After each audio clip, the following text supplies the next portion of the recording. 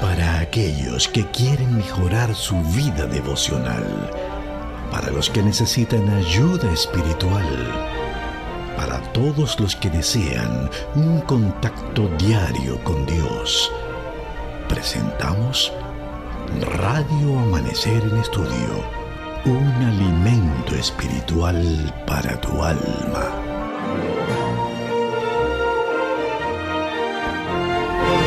Saludos amigos oyentes, la bendición del Padre, la gracia de nuestro Señor Jesucristo y la comunión del Espíritu sea con ustedes en esta hora, al inicio de esta emisión de Radio Amanecer en Estudio. Hoy estaremos estudiando la vida y el ministerio de Jesús en el marco del tema general para esta semana, a uno de estos mis hermanos más pequeños. Bienvenido, Pastor Joel Fernández, a este estudio en el día de hoy. Muchas gracias, Pastor Mario. Un gozo saludarte. Saludos cariñosos a nuestros hermanos y a nuestros amigos oyentes de Radio Amanecer. Contentísimo de iniciar esta semana, Pastor, con este maravilloso estudio de la lección. Amén, amén. Queremos pedirle, Pastor Fernández, que nos dirija en oración al inicio de este estudio. Nuestro Padre y nuestro Dios, muchas gracias por el regalo de la vida Amén. Que nos ha dado y el privilegio de poder compartir estas lecciones con nuestros hermanos y con nuestros amigos. Gracias. Rogamos la presencia de tu Santo Espíritu con nosotros, Amén. dando las palabras, las ideas, para poder transmitir el conocimiento que tú quieres que entendamos y practiquemos en el nombre de Jesús. Amén. Amén. Amén. Gracias, Pastor. Así que hoy estaremos estudiando lo que fue la vida y el ministerio de Jesús, enfocado especialmente a las obras de misericordia, a las obras de bondad que Él realizó durante su ministerio. A uno de estos mis hermanos más pequeños es el tema general de esta semana, y el texto a memorizar que está allí en Mateo 25, versículo 34. Entonces el rey dirá a los de su derecha: vengan, benditos de mi Padre, hereden el reino preparado para ustedes desde la fundación del mundo. En este domingo 12 de febrero, al examinar la vida y el ministerio de Jesús, notamos que especialmente en los comienzos del ministerio público del Señor Jesús, desde su bautismo, Él viajó a Nazaret, en la región de Galilea, y esta era de paso su ciudad natal, de acuerdo a lo que nos dice la Escritura. Y la gente de allí, la gente local que ya había oído hablar acerca de Él, acerca de su obra, de sus milagros, pues acudían constantemente al lugar donde Él se encontraba. Y como era su costumbre, el Señor Jesús asistió a los servicios del sábado allí en la sinagoga. Y aunque Jesús no era el rabino oficiante en esa ceremonia que describe Lucas en el capítulo 4, el asistente de la sinagoga le entregó el rollo de Isaías y le pidió que hiciera la lectura de la Sagrada Escritura que correspondía.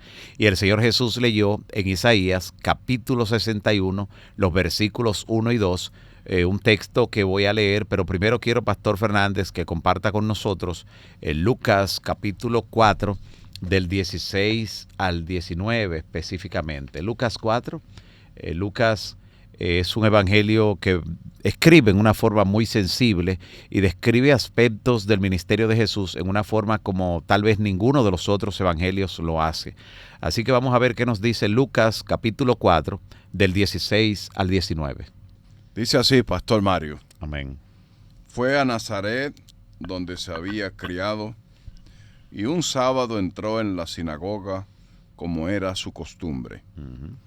Se levantó para hacer la lectura y entregaron el libro del profeta Isaías. Al desarrollarlo encontró el lugar donde está escrito: el Espíritu del Señor está sobre mí, por cuanto me ha ungido para anunciar buenas nuevas a los pobres. Me ha enviado a proclamar libertad a los cautivos y dar vista a los ciegos, y poner en libertad a los oprimidos, a pregonar el año del favor del Señor. Wow, qué obra más abarcante y qué enfoque particular a los necesitados, a los que están en desventaja. En fin, esta cita que el Señor Jesús lee y que cita aquí el Evangelio de Lucas es la que se encuentra en Isaías 61. Por eso dice que tomando el rollo del profeta Isaías. Isaías 61, específicamente en los versículos 1 y 2, donde podemos compararlo con lo que acabamos de leer. Allí en Isaías 61, 1 y 2 dice: el Espíritu del Señor Jehová está sobre mí, porque me ha ungido Jehová, me ha enviado para anunciar buenas nuevas a los pobres, para vendar a los quebrantados de corazón, para proclamar libertad a los cautivos y a los prisioneros apertura de la cárcel, para proclamar el año de la buena voluntad de Jehová y el día de la venganza de nuestro Dios, para consolar a todos los que están de duelo. Note, pastor, que hay algo que está aquí en Isaías 61, que el Señor Jesús lo omitió cuando leyó esa porción del rollo allí en Lucas. ¿Qué fue lo que omitió? Porque dice el día de la venganza de nuestro Dios. ¿Por qué? Porque eso corresponde a la segunda venida del Señor. Correcto, sí. ¿Ve? Y por eso Jesús enfatizó solo lo que era su obra, su ministerio en esa primera venida, que todo era asistir a los necesitados, asistir a los pobres, a los quebrantados, a los oprimidos. ¡Qué interesante! Y vemos cómo el Señor Jesús, pues tomando estas palabras, las hace la base de su ministerio terrenal y su accionar. Por eso creo que en Lucas, usted tiene por ahí, pastor, otro texto, ¿verdad? Sí. Adelante. San Lucas, capítulo 7, versículo 18 al 23, dice la palabra del Señor. Los discípulos de Juan les contaron todo esto. Él llamó a 2 de ellos y le envió a preguntarle: ¿eres tú el que ha de venir o debemos esperar a otro? Cuando se acercaron a Jesús, ellos le dijeron: Juan el Bautista nos ha enviado a preguntarte: ¿eres tú el que ha de venir o debemos esperar a otro? En ese mismo momento Jesús sanó a muchos que tenían enfermedades, dolencias y espíritus malignos, y les dio la vista a muchos ciegos. Entonces les respondió a los enviados: vayan y cuéntenle a Juan lo que han visto y oído. Los ciegos ven, los cojos andan, los que tienen lepra son sanados, los sordos oyen, los muertos son resucitados, y a los pobres le ha anunciado las buenas nuevas. Interesante. ¿Por qué cree usted que el Señor Jesús escogió ese pasaje específico de la Escritura? No le ocurrió como muchas veces a nosotros que pues abrimos y accidentalmente decimos: oh, pero mira la promesa que nos salió aquí, mira qué porción más interesante. No, el Señor Jesús de manera intencional tomó ese pasaje y lo describe aquí, y toma esos versículos también para que fueran la respuesta a los discípulos de Juan. Cuando los discípulos de Juan regresaron y le dieron esa noticia de la obra que Jesús estaba realizando, acompañada de que el reino de los cielos le era predicado a los pobres, él no tuvo ninguna duda. Él no sospechó que tal vez se había equivocado, nada por el estilo. Aquí todo quedó aclarado sobre la obra del Mesías, para el que él había venido como un mensajero para preparar el camino, para allanar el camino. Así que podemos ver que este encuentro es sumamente interesante, impactante, y vemos también que como los dirigentes religiosos aparentemente habían pasado por alto las profecías que hablaban de un Mesías sufriente y habían aplicado mal aquellas que apuntaban a la gloria de su segunda venida, lo que también debe servirnos a nosotros como un recordatorio de la importancia de entender en forma real la profecía. Por eso sin profecía el pueblo se disipa. La profecía es la que nos marca el rumbo. El profeta constituye los ojos del pueblo de Dios, que le indica dónde está y hacia dónde va. Por eso el que hoy se llama profeta, antiguamente se llamaba vidente, alguien que ve más allá. Y la mayoría de la gente en el tiempo de Jesús creía en esa idea falsa de que la misión del Mesías era libertar a Israel de sus opresores políticos, que en ese tiempo eran los romanos. y pensar entonces que la declaración de misión del Mesías justamente ahora proviene de lo que dice Isaías 61, eso sacudió la mente de ellos, lo sumió en una especie de shock, pero les hizo revisar la idea que tenían con relación al Mesías, también a los discípulos que necesitaban esa aclaración, pero claro, los discípulos no lograron entender esto sino hasta después de la muerte de nuestro Señor Jesucristo. Me da gozo saber y pensar que Jesús viene a traer buenas nuevas a los pobres. Uh-huh. Me ha enviado a predicar buenas nuevas a los abatidos. Jesús no era rico. Las Escrituras, especialmente el Nuevo Testamento, los Evangelios, ofrecen un panorama de la vida de Jesús. Uh-huh. Su nacimiento en un establo, sin comodidades normales, según San Lucas 2:7. Y la ofrenda que llevó su mamá y José al santuario indican que no eran ricos también. 2 tórtolas. Uh-huh. Eran pobres. Uh-huh. Jesús. En su infancia fue un refugiado, según Mateo 2:14. Uh-huh. En Egipto, nada más y nada menos. Interesante. Sí. Creció en una provincia de Galilea, en la zona subdesarrollada de Palestina, Mateo 2:22 al 23. Uh-huh. El hogar era una carpintería, ese era el trabajo de sus padres. Estaba en una posición de desventaja en cuanto a los demás alumnos de su tiempo.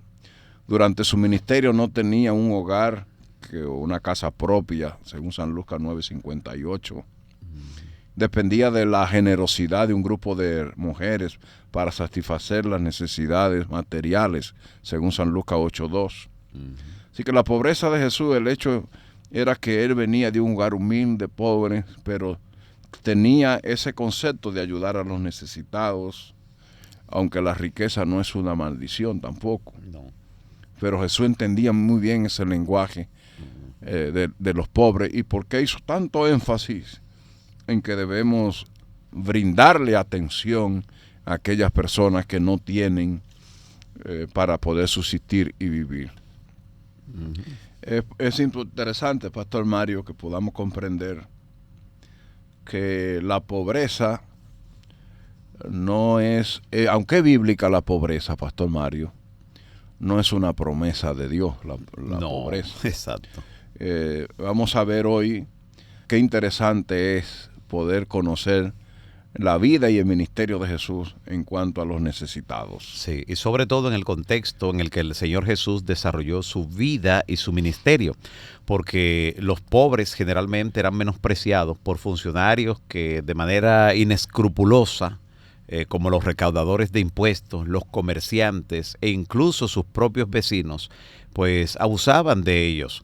Comúnmente se pensaba, en aquel entonces también era parte de la idiosincrasia, que la pobreza era una maldición de Dios y que ellos mismos tenían la culpa de ese infortunio, que algo estaban pagando, era lo que le decían. Con ese tipo de mentalidad eran pocos los que se preocupaban por los pobres y por la situación miserable, porque lo veían como siendo objeto de la maldición divina. Entonces nadie se quería hacer cómplice con ellos, nadie quería pues que esto se le contagiara, por decirlo de alguna manera. Sin embargo, el amor del Señor Jesús por los pobres fue una de las mayores evidencias de su mesianismo, como lo demuestra también la forma en que el Señor Jesús respondió a esa pregunta que le envió Juan el Bautista acerca de si era o no el Mesías, como vimos hace un momento. Y así como los discípulos de Jesús, Juan el Bautista no comprendía plenamente en su momento lo que era la naturaleza del reino de Cristo, la naturaleza del reino de los cielos. Ellos realmente esperaban que Jesús ocupara el trono de David en forma literal, y como pasaba el tiempo y el Salvador no asumía rápidamente la autoridad real, Juan por eso llegó a estar perplejo, llegó a estar perturbado, al igual que los discípulos, que por eso constantemente hicieron cosas como para provocar a que Jesús asumiera el trono, como para catalizar algún tipo de cambio en el aspecto político que vivían en ese tiempo. Así que podemos ir diciendo que un verdadero cristiano es amigo de los pobres. Así es. Podemos decir también que hay una relación entre la religión de Cristo y la pobreza. Podemos decir también que Cristo siempre ha sido amigo de los pobres. Siempre. Nunca se reviste el evangelio de hermosura cuando es llevado a las regiones más necesitadas. El evangelio es bonito, es bello, cuando atendemos la necesidad de los pobres. Así La es. principal obra de Cristo fue predicar el evangelio a los pobres. Él eligió ayudar a los necesitados y nos dio ese ejemplo para que sigamos sus pisadas. Amén. Aunque los fariseos y los saduceos despreciaban a los pobres, Dios ha colocado entre nosotros a los pobres para despertar en nuestro corazón el amor verdadero. Tremendo. Tremenda declaración. Sí, hay una razón entonces para que hayan pobres entre nosotros. Sí, y me gusta mucho pensar en esta declaración que está en el libro Ministerio de la Bondad, en la página 183. Dice así, Pastor Mario y amigos oyentes. Muchos insisten en que los hijos de Dios deberían ser todos ricos. ¿Sí? Pero este no es el plan de Dios. La diferencia entre ricos y pobres es uno de los medios por los cuales Dios se propone probar y desarrollar el carácter de sus hijos. El carácter, que de paso es lo único que vamos a llevar al cielo. Entonces, es interesante este concepto porque entonces cuando Dios nos manda a atender a los necesitados y ver a los pobres, Dios tiene un propósito. Y un plan. Y un plan, desarrollar en nosotros su carácter, expresar el amor a aquellos que necesitan y sobre todo, Pastor Mario, compartir de lo que Dios nos da con otras personas. Así es. Eso es lo más bello y es lo que yo alcanzo a ver en este maravilloso ministerio de Jesús, en su vida y en su ministerio, viendo al Señor ayudando a los necesitados. Correcto. Y tú sabes que dice Santiago 1:27. De la religión pura. ¿Cuál dice allí el apóstol Santiago? La religión pura y sin mancha ante Dios y el Padre es esta. Visitar a los huérfanos y a las viudas en sus tribulaciones y guardando sin mancha delante de Dios en este mundo. Excelente.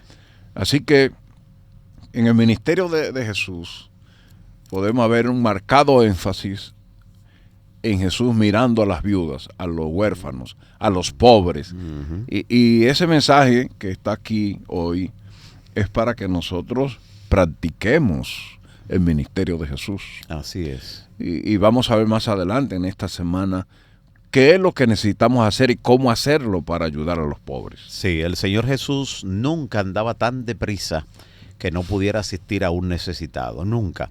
Aún en los momentos que lo vemos como que se iba a pasar de largo, Sí. era simplemente probando la fe de algunos o para dejar algún tipo de enseñanza, como cuando aquel ciego estaba clamando. Recuerda, pastor, allí en el Evangelio según Mateo, Señor, hijo de David, ten misericordia de mí, y repetía, y el Señor como que no le estaba escuchando, pero Señor, hijo de David, ten misericordia de mí, hasta que el Señor Jesús se detuvo y lo mandó a buscar y le dijo, ¿qué tú quieres que yo te haga? O sea, Jesús le estaba diciendo, pide específicamente lo que tú quieres, lo que tú necesitas, porque el pedir misericordia es un pedido muy amplio.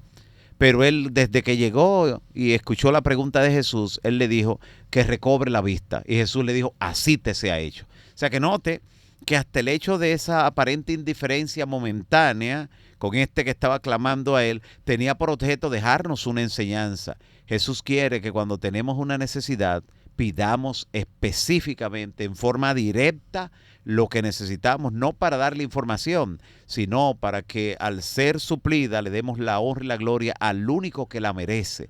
Que no hagamos pedidos tan generales, sino que lo hagamos de manera específica. Y hoy en día también nosotros necesitamos aprender esa enseñanza.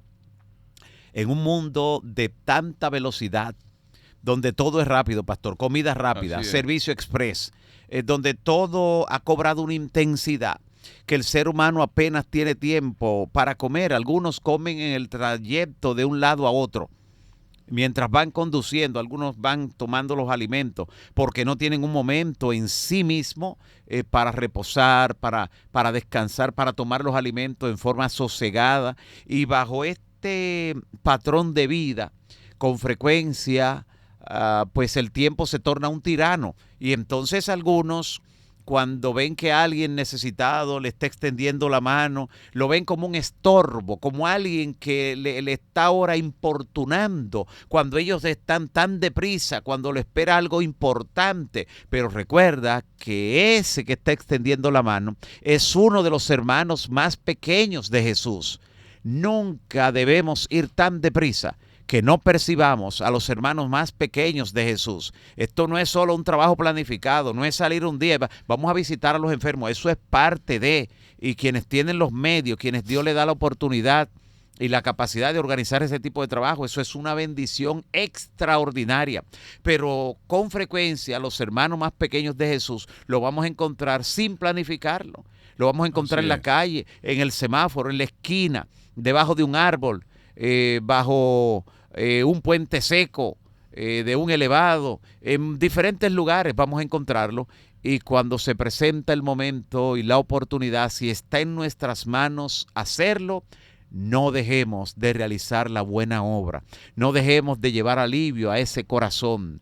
Es posible que esa moneda que tienes allí no haga una diferencia para ti, pero sí la hará para la persona que la reciba. Es posible que ese bien que vas a hacer no cambie el mundo, pero le va a cambiar la vida a la persona que se le estás dando en ese momento. Tú no puedes cambiar a todo, porque a los pobres los tendrás siempre contigo, dice el Señor Jesús, pero puedes enfocarte y puedes hacer la diferencia en un día y en una persona o en varias personas al extender tu mano y al responder a lo que el Espíritu Santo te susurra a través de la conciencia. Muchísimas gracias, Pastor Mario. Llegando ya a la conclusión de la lección de hoy, quiero marcar algunos puntos interesantes, Pastor Mario, y hermanos y amigos oyentes. Número 1, la iglesia debe enfocarse en el ministerio de Jesús. Amén. Lo que significa que cada iglesia debe tener un programa para atender a los huérfanos, a las viudas y a los pobres. No solo lo de dentro de la iglesia, que lo hay, sino también de afuera de la comunidad. Y quiero también felicitar a las iglesias, que hay muchas, que tienen en su agenda, en su programa del año, actividades para atender a las viudas, a los pobres y a los huérfanos. Algunos lo tienen programado incluso de manera mensual. Correctamente. Es parte de Eso es una iglesia enfocada en el ministerio de Jesús. Amén. Jesús no se descuidaba de los pobres, de la viuda y de los huérfanos. Siempre estaba pendiente. Así y como mismo. iglesia tenemos que desarrollar ese ministerio de Jesús. Amén. También nosotros como personas necesitamos siempre tener presente que hay personas que necesitan. No hay que ir a Haití, no hay que ir a la frontera para darse cuenta. Alrededor de donde vivimos, o si usted le tocó vivir en un sector de rico, pues salga de ahí, vaya al sector de la iglesia. Y siempre habrán personas más pobres que nosotros. Sí. Y me gusta mucho pensar en una actividad que yo siempre hago, que se llama vaciando el closet. ¿Tú sabes qué es eso, Mario? Sacar del closet ya las ropas que ya no me sirven porque engordé. Exacto. Sacar del closet los zapatos que ya no lo uso. O lo que está de más porque acabo de renovar, acabo de traer más ropa. Traje 5 corbatas, Exacto. déjame sacar las otras 5. Sí, exactamente. Yo tengo un ministerio que se llama el Ministerio de la Corbata. También. Lo hago siempre en diciembre. Excelente. Todas las corbatas que ya no uso las llevo a varias iglesias en Atomayor y las reparto a los ancianos. Gloria al Señor. Eso es un ministerio bonito. Hay que vaciar el closet, hermano. Usted tiene ropa ahí que no usa, pero alguien la necesita. Exacto. Eso es pensando en el ministerio de Jesús, ayudando a los pobres, los necesitados. Cuando yo era pastor una vez en un lugar, fui a visitar a una hermana y encontré 2 sacos de naranja podrida. Wow. Que la hermana le estaba vaciando en algo y le digo, hermana, ¿y qué pasó con toda esa naranja? Ay, pastor, es que mi esposo me trajo tantas que se dañaron estas. Y yo le hice una pregunta, hermana, ¿y por aquí no viven hermanos cerca de usted? Exacto. Ah, sí, pastor. ¿Y por qué no la compartió? Ah, se me olvidó. Wow. No, entonces hay una ilustración, pastor, que me gusta mucho, de un pastor que lo trasladaron a una iglesia, que se disfrazó de mendigo. Ok. Y él se vistió con ropa sucia, Harapiento. y se colocó en la puerta de su iglesia, que lo iban a presentar ese sábado. Y lo estaban esperando. Y nadie lo saludaba, y entraban los miembros, y algunos diáconos querían que se fuera de ahí por la condición que estaba. Y la iglesia esperando, y ¿qué le habrá pasado al pastor que no llega? ¿Qué le habrá pasado? Y de repente él entra a la iglesia y comienza a quitarse, y dijo, esta no es la iglesia que yo quiero. Yo quiero una iglesia que se preocupe por los pobres y los que están en las calles que no tienen nada. Una lección tremenda que le dio a la iglesia. Sí, yo me imagino. Yo estoy muy contento con esta lección, porque esta lección nos está diciendo, hagan el ministerio de Jesús. De paso, Pastor Mario, cuando una iglesia se concentra en atender a los pobres, a las viudas, a los necesitados, Dios la bendice. Amén, así es. Estoy muy contento con ese marco de la lección de este domingo de el ministerio de Jesús. Sí, ya que usted mencionó ese ejemplo, pastor, no puedo pasar por alto, puedo pasar por alto, porque la iglesia de Alma Rosa hizo eso en una sociedad de jóvenes. El actor principal, el que se vistió así como una persona necesitada, harapienta, como un mendigo, fue el hermano Wilfredo Espino. Hizo, pero un drama extraordinario. Y él se colocó desde la calle que está antes de la que da acceso a donde está la iglesia de Alma Rosa, en el sector de ese mismo nombre. Y cómo hubo personas que sí, que le extendieron. Incluso hubo alguien que regresó a su casa, que vivía cerca, y le trajo un pan. Tremendo. Y le trajo, mire, pero hubo diferentes actitudes. Sí. Y cuando luego yo voy a tener la oración al final del programa y llamo, digo que me dejen pasar a esa persona que está ahí, que estaba pidiendo en la entrada de la calle, que estaba necesitada, para orar por esa persona, que esa persona entró y le descubrí para que vieran quién era. Mire, ahí hubo lágrimas. Usted no se imagina, pastor, el impacto que eso tuvo. De vez en cuando estos son ejercicios como emocionales que tienden a sensibilizar, que tienden a despertar la realidad del mundo en el que nosotros vivimos.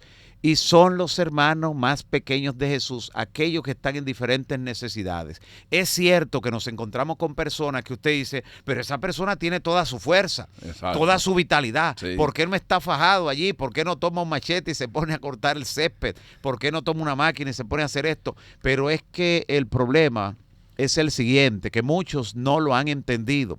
No solo hay personas que están deshabilitados físicamente, hay gente que está deshabilitado emocional o mentalmente. Hay personas que tienen la fuerza física, pero esa fuerza no responden porque su ánimo está en el suelo. Correcto. Porque está en una condición psíquica que se ha somatizado en el aspecto de lo que tiene que ver con canalizar esa fuerza que tiene. Es una persona que está deshabilitado emocional o psicológicamente, que no solo son los que están deshabilitados porque le falta una pierna, porque le falta un brazo o uno de los sentidos, sino que existe ese tipo de persona. Hay ese tipo de pobreza. La pobreza no es solo del bolsillo. A veces se refleja allí, producto de otra condición que hay. Entonces, los que podemos ver tan bien al otro, que podemos ver hasta que tiene fuerza, que pudiera emplearla, estamos en una condición que podemos ver que ese es un hermano más pequeño de Jesús. Muchas veces justificamos el no ayudar, entendiendo que esa persona tal vez va a utilizar, sospechando que va a utilizar la ayuda para algo. Exacto. Que entendemos que no es bueno. Pero nosotros no debemos juzgar los motivos. Nuestro deber está en ayudar a la persona. Lo que ocurra de ahí en adelante, la persona le dará cuenta a Dios también en algún momento. Así que, Pastor Fernández. Bueno, esta ha sido una lección extraordinaria, Pastor Mario. Extraordinaria. Amén. Yo estoy muy contento con este estudio porque mi esposa es la que ha inculcado en mí ese espíritu de compartir y dar. Amén.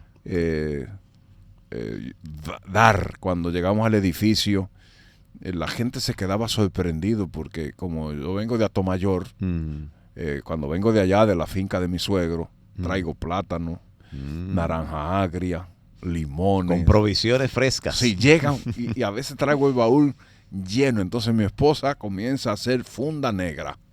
Este es para la vecina de abajo, este es para el vecino de allá, este es para esto, este es para esto. Gente que no son nada de nosotros. Sí. Y mi esposa comienza a compartir, porque ese es el ministerio de Jesús. Uno se siente bien cuando uno comparte. Exacto. Y a veces uno piensa que el otro no necesita. Bueno, esa es una equivocación. Pero de gracias recibiste. Dad de gracias. Dad de gracias. Y tenemos, Pastor Mario, que llevar la iglesia. Y estamos hablando también a los pastores, estamos hablando a los ancianos, estamos hablando a los dirigentes de la iglesia, que cada ministerio se comprometa con compartir de lo poco que tiene con los necesitados. Exactamente.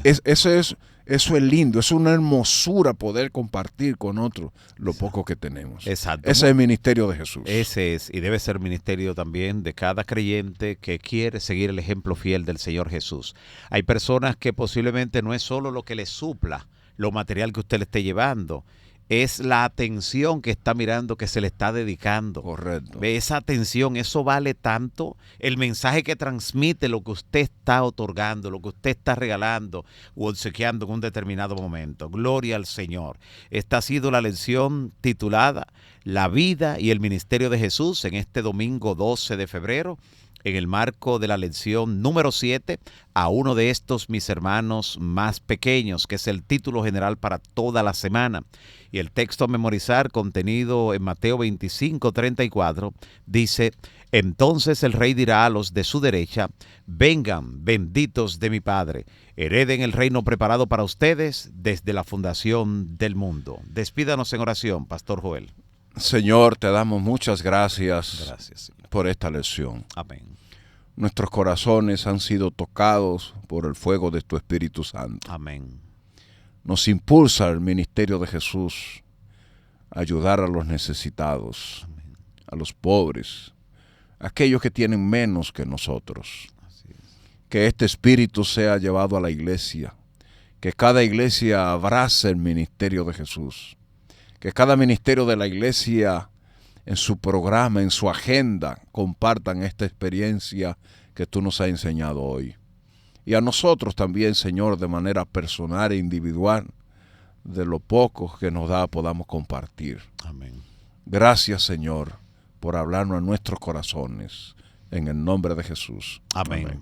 Para aquellos que quieren mejorar su vida devocional, para los que necesitan ayuda espiritual, para todos los que desean un contacto diario con Dios, hemos presentado Radio Amanecer en Estudio, un alimento espiritual para tu alma.